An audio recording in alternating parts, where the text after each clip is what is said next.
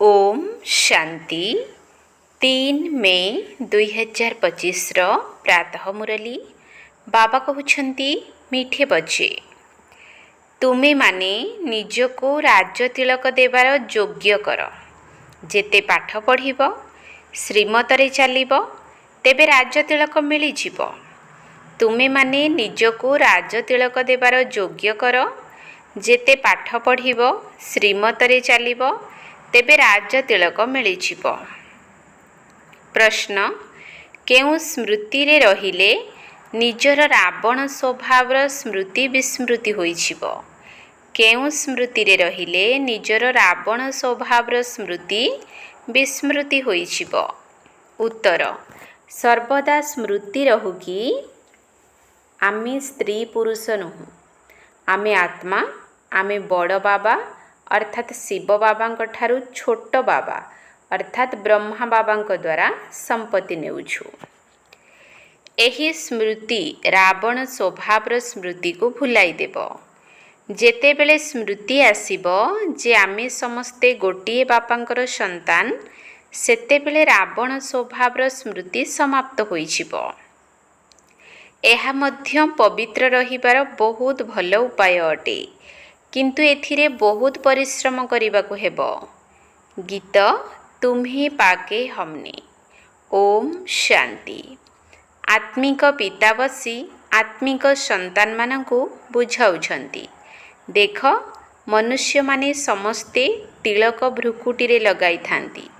एही जागा प्रथमतः आत्मार निवास अटे, द्वितीयतः पुणी राजतिलक एही ठारे दिया जाई थाए। एहा हेउछि आत्मार स्मृति चिन्ह। एबे आत्मा मानकु बाबांक ठारू स्वर्गर संपत्ति दरकार, विश्वर राज्य तिलक दरकार। सूर्यवंशी चंद्रवंशी महाराजा महाराणी हेबा पाई एबे आत्मा ही पाठ पढ़ुछि। एहाकु पढ़िबा अर्थ निजकु निजे राज्य तिलक देबा। तुमे माने एठाकु पढ़िबा पाई आसीछ। आत्मा जी एठारे निवास करुछि से कहूछि बाबा मु आपणक ठारू विश्वर स्वराज्य अवश्य प्राप्त करिबी। प्रत्येकंकु निज पाई निजे पुरुषार्थ करिबाकु हेबो। कहउछंती बाबा आमे सुपुत्र होई देखाइबु। आपण आमर चलणी को देखंतु जे आमे केते परिमार्जित हेलुनी। आपण निजे मध्य जानि परिबे जे आमे निजको राजतिलक देवार योग्य करिअछु ना। तुम मानकु बाबांकर सुपुत्र होई देखाइबार अछि। बाबा आमे आपणकर नाम निश्चय विख्यात करिबु। आमे आपणकर तथा निजर साहाय्यकारी होई भारत रे निजर राज्य करिबु। भारतवासी कहि थांती ना आमर राज्य, परंतु बिचरा सेमानकु जणा नाही जे वर्तमान आमे विषय वैतरणी नदी रे पड़ीछु अर्थात विकार रे बुड़ी रहीछु। आम आत्मा मानकर राज्य तो नाही। एबे तो आत्मा उलटा ओहळीछि। एठारे खाइबा पाई खाद्य मध्य मिलु नाही। एपरी अवस्था होई गले बाबा कहंती एबे तो मोर संतान मानकु खाइबा पाई मध्य मिलु नाही, तेणु मु जाई सेमानकु राजयोग सिखाइबी। सेथिपाई बाबा राजयोग शिक्षा देबा निमंते आसुछंती। बेहद्र बाबांकु समस्ते याद करुछंती। से हेउछंती ही नुआ दुनियार रचयिता। बाबा पतित पावन सहित ज्ञानर सागर मध्य अटंती। एकथा तुम मानक व्यतीत आउ काहारी बुद्धि रे नाही। एकथा केवल तुमे संतान माने ही जानिछ। वास्तव रे आमर बाबा ज्ञानर सागर एवं सुखर सागर अटंती। एही महिमा पक्का याद करिनियो, भूल नाही। एहा आम बाबांकर महिमा अटे ना। एही बाबा पुनर्जन्म रहित अटंती। कृष्णंकर महिमा बिल्कुल अलगा। जेपरी प्राइम मिनिस्टर प्रेसिडेंट अर्थात प्रधानमंत्री और राष्ट्रपति महिमा तो अलगा अलगा होई थाए ना। बाबा कहउछंती मते मध्य एही ड्रामा रे सबुठारु उच्च पाठ मिलिछि।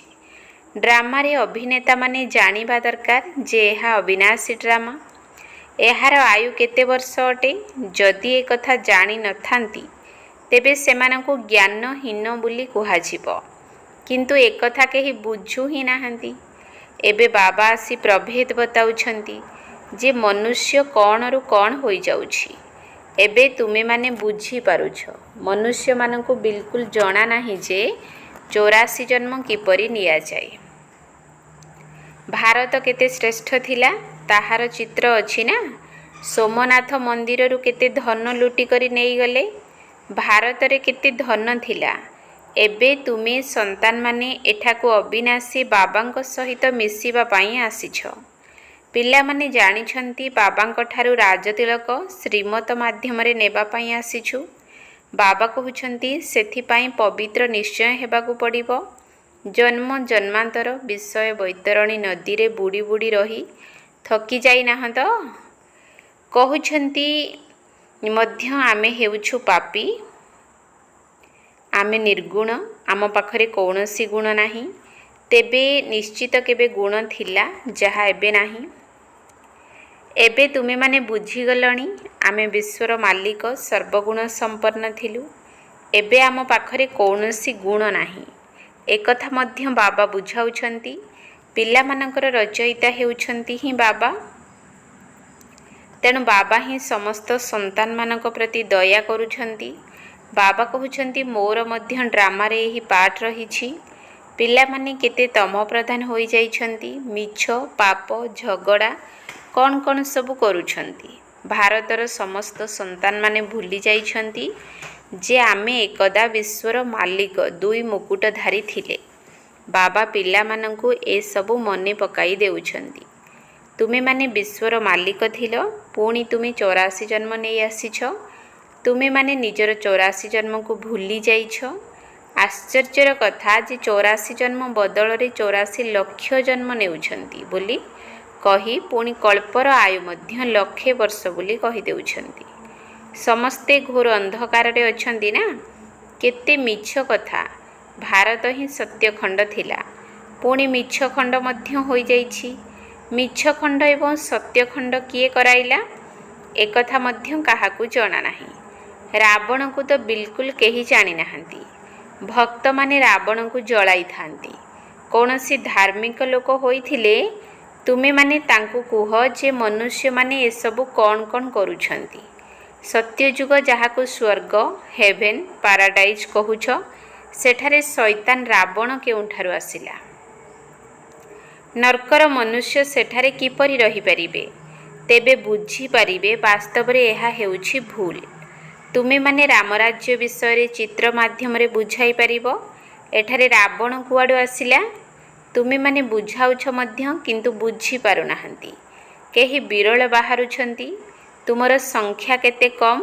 ପୁଣି ଆଗକୁ ଗଲେ ଦେଖିବ ଯେ ଏହା ମଧ୍ୟରୁ କେତେ ରହୁଛନ୍ତି। ତେବେ ବାବା ବୁଝାଉଛନ୍ତି ଆତ୍ମାର ଛୋଟ ଚିହ୍ନ ମଧ୍ୟ ଭ୍ରୁକୁଟିରେ ହିଁ ଦେଖାଉଛନ୍ତି। ବଡ଼ ଚିହ୍ନ ହେଉଛି ରାଜତିଳକ। ସୃଷ୍ଟିକୁ ଏବେ ବାବା ଆସିଛନ୍ତି। ତୁମେମାନେ ନିଜକୁ ବଡ଼ ତିଳକ କିପରି ଦେଇପାରିବ, ତୁମେ ସ୍ୱରାଜ୍ୟ କିପରି ପ୍ରାପ୍ତ କରିପାରିବ, ସେହି ବିଷୟରେ ରାସ୍ତା ବତାଉଛନ୍ତି। ତାର ନାମ ରଖିଦେଇଛନ୍ତି ରାଜଯୋଗ। ଏକଥା ବାବା ହିଁ ଶିଖାଉଛନ୍ତି। କୃଷ୍ଣ କ'ଣ ସମସ୍ତଙ୍କର ପିତା ହୋଇପାରିବେ କି? ସେ ତ ଛୋଟ ପିଲା ଅଟନ୍ତି। ପୁଣି ରାଧାଙ୍କ ସହିତ ସ୍ୱୟଂବର ହେବା ପରେ ଯାଇ ଗୋଟିଏ ସନ୍ତାନ ହେବ। ବାକି ଶ୍ରୀକୃଷ୍ଣଙ୍କର ଏତେ ରାଣୀ ଅଛନ୍ତି ବୋଲି ଦେଖାଇଛନ୍ତି। ଏହା ତ ହେଉଛି ମିଛ ନା। କିନ୍ତୁ ଏହା ମଧ୍ୟ ଡ୍ରାମାରେ ନିର୍ଦ୍ଧାର୍ଯ୍ୟ ହୋଇ ରହିଛି। ଏପରି କଥା ପୁଣି ମଧ୍ୟ ଶୁଣିବ। ଏବେ ତୁମମାନଙ୍କର ବୁଦ୍ଧିରେ ରହିଛି କିପରି ଆମେ ଆତ୍ମା ସବୁ ଉପରୁ ପାର୍ଟ ବଜାଇବା ପାଇଁ ଆସୁଛୁ। ଗୋଟିଏ ଶରୀର ଛାଡ଼ି ଆଉ ଗୋଟିଏ ନେଉଛୁ। ଏହା ତ ବହୁତ ସହଜ କଥା ଅଟେ ନା। ପିଲା ଜନ୍ମ ହେଲେ ତାଙ୍କୁ ଏହିପରି କହିବା ନିମନ୍ତେ ଶିକ୍ଷା ଦିଆଯାଇଥାଏ। ତେଣୁ ଶିଖାଇବା ଦ୍ୱାରା ହିଁ ସେ ଶିଖି ଯାଇଥାଏ। ତୁମକୁ ବାବା କ'ଣ ଶିଖାଉଛନ୍ତି? କେବଳ କହୁଛନ୍ତି ବାବା ଏବଂ ସମ୍ପତ୍ତିକୁ ମନେ ପକାଅ। ତୁମେମାନେ ଗାୟନ ମଧ୍ୟ କରୁଛ। ତୁମେ ମାତା ପିତା। ଆତ୍ମା ଗାୟନ କରୁଛି ନା। ତେଣୁ ନିଶ୍ଚିତ ରୂପେ ଅସରନ୍ତି ସୁଖ ମିଳୁଛି। ତୁମେ ସନ୍ତାନମାନେ ଜାଣିଛ ଶିବ ବାବା ଆମକୁ ପଢ଼ାଉଛନ୍ତି। ଏଠାକୁ ତୁମେ ଶିବ ବାବାଙ୍କ ପାଖକୁ ଆସିଛ। ଭାଗୀରଥ ତ ମନୁଷ୍ୟର ଶରୀର ରୂପୀ ରଥ ଅଟେ ନା। ଏଥିରେ ପରମପିତା ପରମାତ୍ମା ବିରାଜମାନ ହେଉଛନ୍ତି। କିନ୍ତୁ ସେହି ରଥର ନାମ କ'ଣ? ଏବେ ତୁମେମାନେ ଜାଣୁଛ ଯେ ସେହି ରଥର ନାମ ହେଉଛି ବ୍ରହ୍ମା, କାହିଁକି ନା ବ୍ରହ୍ମା ଦ୍ୱାରା ବ୍ରାହ୍ମଣ ରଚନା କରୁଛନ୍ତି। ପ୍ରଥମେ ହେଉଛନ୍ତି ବ୍ରାହ୍ମଣ ଚୁଟି ସର୍ବୋତ୍ତମ, ପୁଣି ଦେବତା। ପ୍ରଥମେ ତ ବ୍ରାହ୍ମଣ ଦରକାର, ସେଥିପାଇଁ ବିରାଟ ରୂପ ମଧ୍ୟ ଦେଖାଇଛନ୍ତି। ତୁମେ ବ୍ରାହ୍ମଣମାନେ ହିଁ ପୁଣି ଦେବତା ହେଉଛ। ବାବା ବହୁତ ଭଲ ଭାବରେ ବୁଝାଉଛନ୍ତି, ତଥାପି ଭୁଲି ଯାଉଛନ୍ତି। ବାବା କହୁଛନ୍ତି ପିଲାମାନେ ସର୍ବଦା ସ୍ମୃତିରେ ରଖ କି ଆମେ ସ୍ତ୍ରୀ ପୁରୁଷ ନୁହଁ, ଆମେ ହେଉଛୁ ଆତ୍ମା। ଆମେ ବଡ଼ ବାବାଙ୍କ ଠାରୁ ଛୋଟ ବାବାଙ୍କ ଦ୍ୱାରା ବର୍ଷା ନେଉଛୁ। ତେବେ ରାବଣ ପଣିଆର ସ୍ମୃତି ବିସ୍ମୃତି ହୋଇଯିବ। ଏହା ପବିତ୍ର ରହିବାର ବହୁତ ଭଲ ଉପାୟ ଅଟେ। ବାବାଙ୍କ ପାଖକୁ ବହୁତ ଯୋଡ଼ି ଆସୁଛନ୍ତି।